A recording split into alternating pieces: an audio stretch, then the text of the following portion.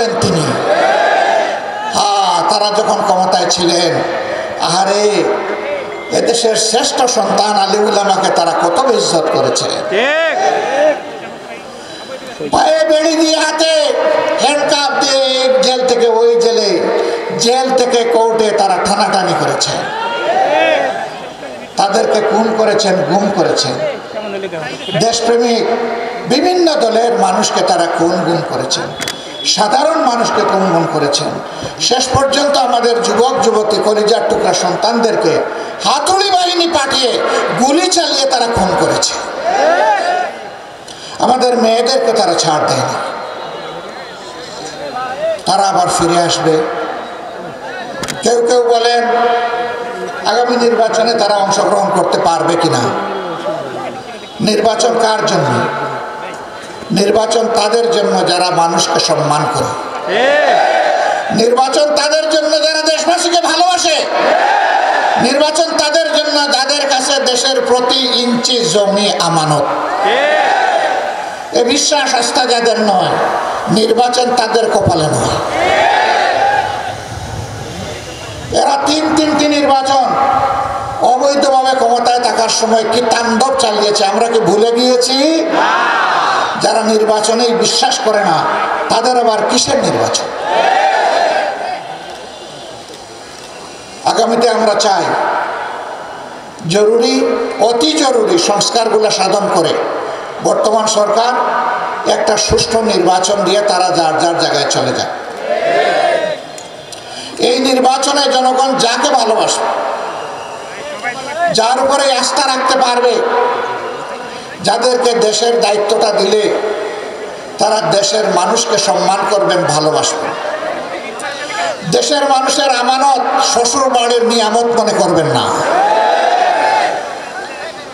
প্রতিটি আমানতের পাই পাই হিসাব রাখবেন। চুরি করে দেশের সম্পদ বিদেশে পাচার করবেন না, যেমনটি গত 15.5 বছরে করা হয়েছে। বিভিন্ন সংস্থার হিসাব অনুযায়ী বিদেশে পাচারকৃত অর্থের পরিমাণ হচ্ছে 26 লক্ষ কোটি টাকা। বাংলাদেশের বার্ষিক বাজেটের 5 গুণ। এই টাকা কারা চুরি করেছে? যারা ক্ষমতায় আসার পরে সবাইকে চোর বলতো। তারা কেন চোর বলতো? আমাদের ওইদিকে একটা কথা আছে, চোরের মার বলে বলা। আপনাদের এইদিকে এটা নাই, এইদিকেও আছে। তাহলে চোরের মাঝে তার গলাটা বড়ই হয়। সব জায়গায় গরু চুরি হয়, মাঝে মাঝে হয় না? আমাদের ওইদিকে একবার গরু চুরি হয়েছে। তো মালিক খবর পেয়েছে যে নির্দিষ্ট একটা গ্রাম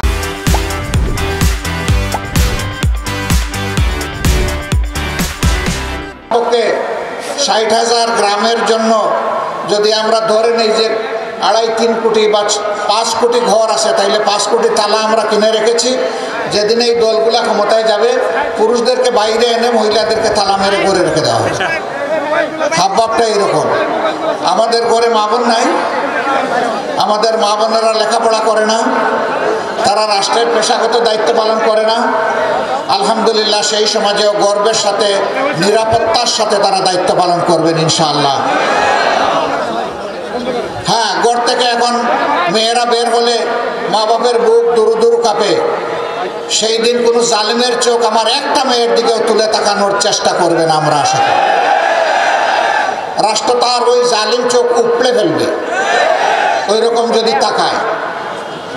সানা থেকে হাজারা মাউত, আল্লাহ রসুল যে গ্যারান্টি দিয়েছিলেন মহিলাদের জন্য নিরাপত্তা, কোরআনের শাসন যেখানেই কায়েম হবে সেই নিরাপত্তা সেখানেই নিশ্চিত হবে ইনশাআল্লাহ।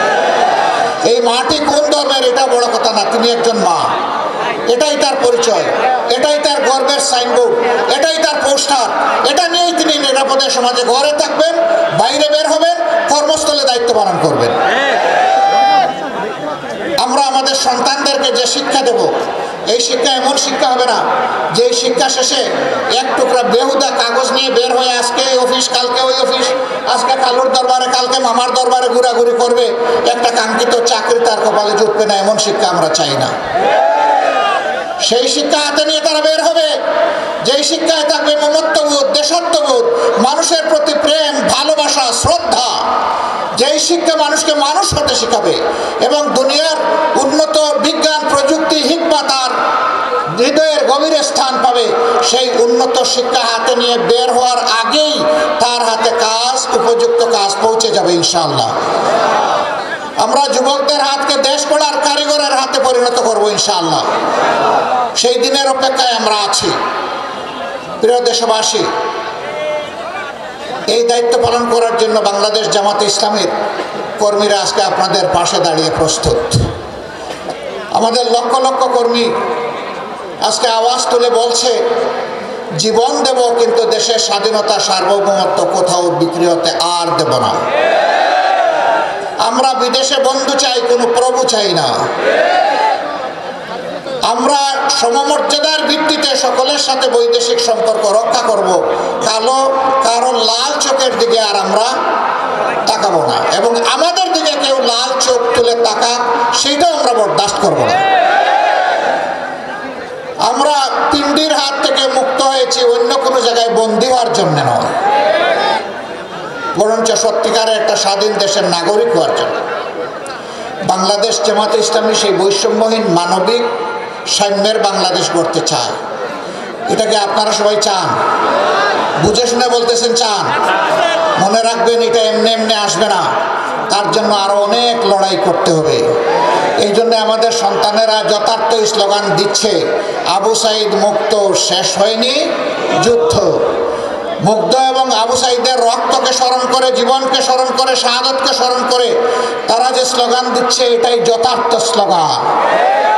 ইনশাআল্লাহ আমাদের এই স্লোগান সেদিনই মুক্তি পাবে, বন্ধ হবে, যেদিন বাংলাদেশের বুকে অনাবিল ইনসাফ, ন্যায় বিচার কায়েম হবে। আমরা সেই দিনটির জন্য প্রস্তুতি নিচ্ছি। এই লড়াইয়ে আমরা আপনাদেরকে কয়েকটা জিনিসের জন্য আবদার জানাবো আপনাদের মাধ্যমে সারা দেশবাসীকে। এই কাজ যদি আপনাদের পছন্দ হয়, ভালো লাগে, ভালোবাসেন, এমন একটি বাংলাদেশ যদি চান, তাহলে আপনাদের ভালোবাসা আমরা চাই। আমরা আপনাদের দোয়া চাই, আপনাদের পরামর্শ চাই, আপনাদের কাছ থেকে ইতিবাচক সমালোচনাও চাই, এবং এই কাজে আমরা আপনাদেরকে পাশে চাই, এই কাজে আপনাদেরকে আমরা সাথে চাই। আমরা আবারও বলছি, আমরা বিভেদ নয়, ঐক্য চাই। আমরা ঐক্যবদ্ধ একটা জাতি নিয়ে সামনে আগাতে চাই। ইনশাআল্লাহ আগামী দিনে বাংলাদেশ জাতি বিশ্বের দরবারে মাথা উঁচু করে দাঁড়াবে ইনশাআল্লাহ, এবং কোনো ষড়যন্ত্র বাংলাদেশে বাস্তবায়ন হতে দেওয়া হবে না। আজকে জুমার দিন, আমরা 27টি বছর এক এক করে চলে গেল। এই জাতির মানুষেরা এই জমিনের উপরে সৃষ্টিকে ভালোবাসলেও দফায় দফায় ক্ষমতায় যারা এসেছেন, জনগণের আমানতের খেয়ানত তারা করেছে। এই আমানতের মর্যাদা তারা রক্ষা করেন না। সেবকের কথা বলে ক্ষমতায় এসে তারা মালিক হয়ে বসেছিলেন। কম বেশি সবাই এই জাতিকে কষ্ট দিয়েছেন, জুলুম করেছে। সবচাইতে বেশি কষ্ট দিয়েছে গত 15.5 বছরের ফ্যাসিস্ট সরকার। তারা সবার গায়ে হাত দিয়েছে। আমাদের সেনাবাহিনী দিয়ে শুরু করেছে, আর আমাদের বুকের সন্তান যুবক যুবতীদেরকে দিয়ে শেষ করেছে। হ্যাঁ, ক্ষমতায় আসার আগে 2006 সালের 28 অক্টোবর লগি বইটার তাণ্ডব চালিয়ে স্পষ্ট দিবালুকে নিরীহ মানুষগুলাকে হত্যা করে, ইমানদার মানুষগুলাকে হত্যা করে তাদের নিথর দেহের উপর দাঁড়িয়ে তারা নেচেছিল। তাদের রুচি কত নিম্ন পর্যায়ের এখান থেকে অনুমান করা যায়। এরপরে ক্ষমতায় আসার পর একটার পর একটা হত্যাকাণ্ড তারা সংগঠিত করেছে। সর্বশেষ 2024 সালের 5 আগস্ট, যেদিন তারা ক্ষমতা ছেড়ে দিশাহারা হয়ে পালালো, সেই দিন পর্যন্ত তারা গণহত্যা চালিয়ে হাজার হাজার মানুষকে খুন করেছে। 34,000-এর উপর মানুষকে তারা পঙ্গু করেছে। 500-র উপর আমাদের কলিজার টুকরা সন্তানদের 2 চোখ হারিয়ে গেছে, তারা অন্ধ হয়ে গেছে। এই দুনিয়ার সৌন্দর্য আর তারা কখনো দেখবে না। 750-এর উপর 1 চোখ হারাইয়া বাকি চোখটি নিয়ে তারা ঝুঁকিতে আছে। 34,000 মানুষ তারা জীবনের তরে পঙ্গু হয়ে গেছে। 300-র মতো মানুষ মেরুদণ্ডে বুলেটের আঘাতে জর্জরিত হয়ে প্যারালাইজ হয়ে বিছনায় পড়ে আছে। জীবনে হার উঠে বসতে পারবে না, দাঁড়াতে পারবে না, নিজের হাতে নিজের কাজ করতে পারবে না, এমনকি আল্লাহর দেওয়া রিজিকও নিজ হাতে তুলে খেতে পারবে না। এখনো হাসপাতালের বেডে কাতরায়। এরা এত নিষ্ঠুর ছিলেন, এত নির্মম, নিজের দেশের জনগণের ট্যাক্সের টাকায় কিনা অস্ত্র জনগণের বুকে এরা ফেলেছে। আমাদের প্রিয় সন্তান আবু সাইদ গভীর আস্থা নিয়ে, আত্মপ্রত্যয় নিয়ে, এই ধারণা নিয়ে সে বুক পেতে দিয়েছিল যে না, আমার দেশের মানুষ আমাকে খুন করবে না। 2টা নাম হলে বলেছিল, বুকের ভিতরে তুমুল ঝড়, বুক পেতেছি গুলি কর। 1, 2, 3টা গুলি করে তাকে ফেলে দেওয়া হলো। তারপরে তার লাশ নিয়ে অনেক নাটক করা। একটা ছেলে সেই কঠিন দিনগুলোতে পানির কেইন হাতে নিয়ে গিয়ে বলতো, পানি লাগবে ভাই, পানি লাগবে। তাকেও ঘুরে ঘুরে শেষ করে দিল, তাকেও রাখলো। এরকম কম বেশি 200 মানুষকে শেষ করে দেওয়া হচ্ছে। নারায়ণগঞ্জের সাইনবোর্ড এলাকায় হেলিকপ্টার থেকে গুলি করে আমার একটা যুবতী বোন সুমাইয়াকে খুন করা হলো। আল্লাহ তাদের সকলকে শহীদ হিসাবে কবুল করুন। মাত্র 2 মাসের একটা অবুঝ সন্তান দুনিয়া এসে রেখে গেছে। আমি ওই বাচ্চাটাকে দেখতে গিয়েছিলাম, যখন কোলে নিলাম নিজেকে ধরে রাখতে পারলাম না। এ বাচ্চার মুখে যেদিন কথা ফুটবে সেদিন মা বলে আর কাউকে ডাকতে পারবে না। ওই বাচ্চা সেদিন কাকে মা ডাকবে? একজন গরিবের স্ত্রী, ভদ্রলোক, একটা গার্মেন্টস কর্মী, আপনজনরা জিজ্ঞেস করেছিল এই বুঝ বাচ্চাটার কি দোষ, তার বুক থেকে তার মাকে যে কেড়ে নেওয়া হলো, এই বাচ্চাটার ভবিষ্যতে কি হবে?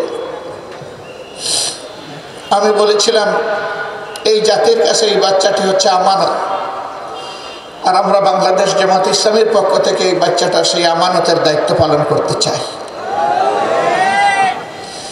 এখন থেকে পূর্ণবয়স্ক না হওয়া পর্যন্ত, প্রাপ্তবয়স্ক না হওয়া পর্যন্ত তার বেড়ে ওঠা, তার চিকিৎসা, তার শিক্ষা, এই সব কিছু ইনশাআল্লাহ তাআলা লাজিম আল্লাহ যেন তৌফিক দেন, আমরা এই দায়িত্ব পালন করব।